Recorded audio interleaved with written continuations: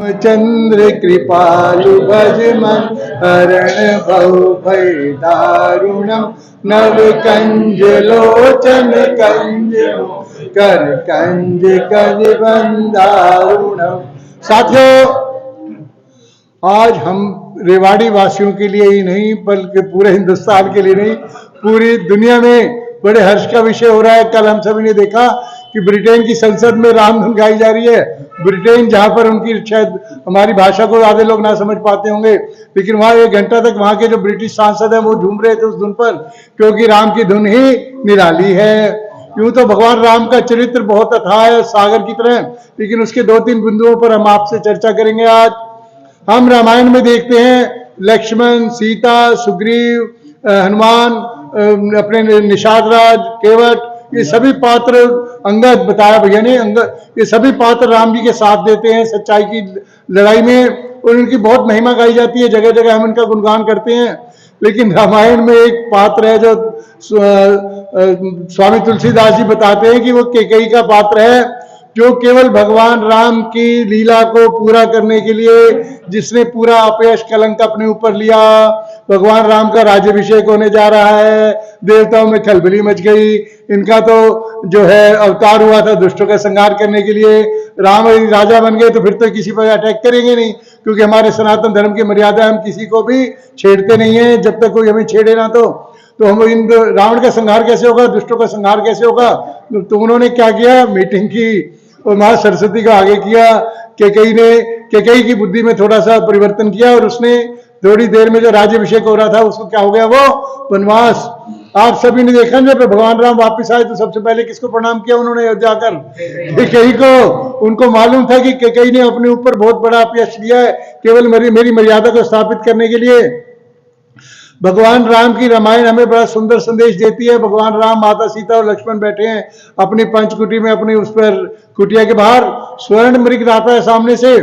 सीता माता कहती है मुझे स्वर्ण मृग चाहिए, मुझे बहुत अच्छा लग रहा है, मेरे को लुभा रहा है मेरी आंखों को।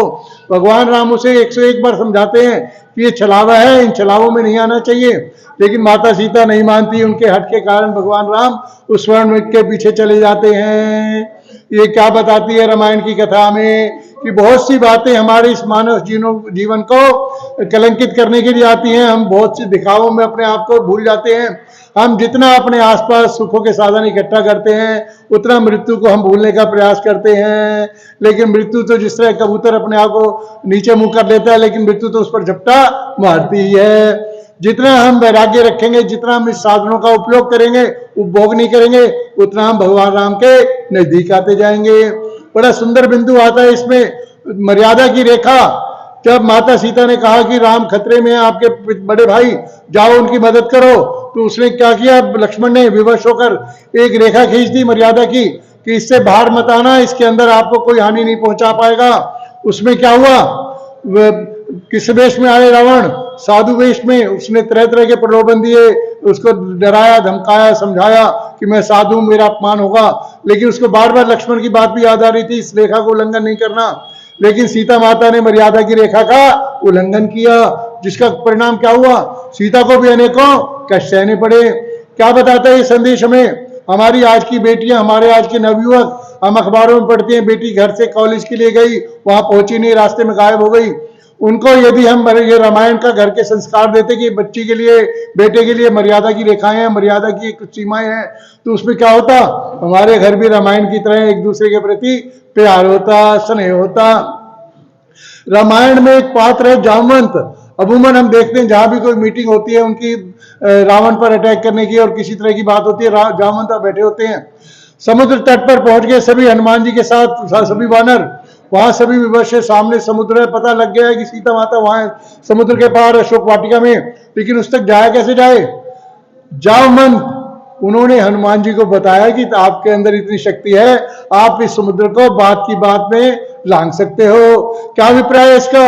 हमारे घर में हम बुजुर्गों का सम्मान करें। आपके घर में जो बुजुर्ग है जामवंत की तरह कहीं कहीं आपको ऐसी सलाह देंगे, और बड़े से बड़ी मुश्किलों का हल उसमें तुरंत निकल जाएगा। रामायण का एक बहुत सुंदर पात्र है हमारे पास, हनुमान जी।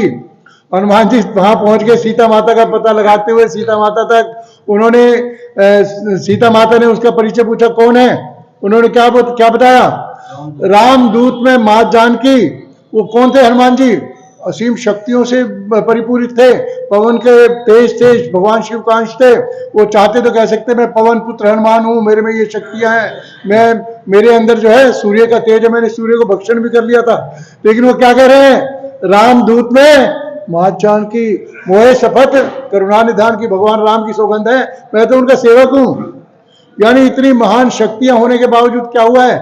हनुमान जी की विनम्रता देखने लायक है। इसका क्या परिणाम हुआ? आज भगवान राम से ज्यादा हनुमान जी के मंदिर हैं। सभी को मालूम होता है कि हमने अगर ये श्री राम तक पहुंचना है तो हम हनुमान के माध्यम से ये श्री राम के चरणों में पहुंच सकते हैं। साथियों, आज हम देख रहे हैं अयोध्या में एक बहुत सुंदर राम मंदिर बनने जा रहा है। पूरे विश्व में इसका जो है यश गूंज रहा है। लेकिन ये राम का मंदिर खाली अयोध्या में बने इससे बात बनने वाली नहीं है। इससे पूर्व में भी इतना सुंदर मंदिर हमारे पास था। इस समय क्या आवश्यकता है? हर नगर अयोध्या हो, हर घर में श्री राम हो, यानी श्री राम जैसा स्नेह, पिता की सेवा, भाइयों में प्यार, पत्नी के प्रति मर्यादा इत्यादि इत्यादि जो आदर्श उन्होंने प्रस्तुत किए वो हम अपने घर में, अपने परिवार में लेकर आए। आज हम देखते हैं कोर्टों में भाई भाई के विवाद हो रहे हैं, पति पत्नी में तलाक की अर्जियां लग रही हैं। इसका कारण क्या है? पति या पत्नी दोनों में से कोई मर्यादा की रक्षा नहीं कर रहा। रामायण हमें बार बार यही सिखाती है कि हम उन मर्यादाओं का जीवन में पालन करें और सभी घरों में भगवान राम का विराजमान हो। प्रेम से बोलेंगे जय श्री राम, जय श्री राम, जय श्री राम। धन्यवाद।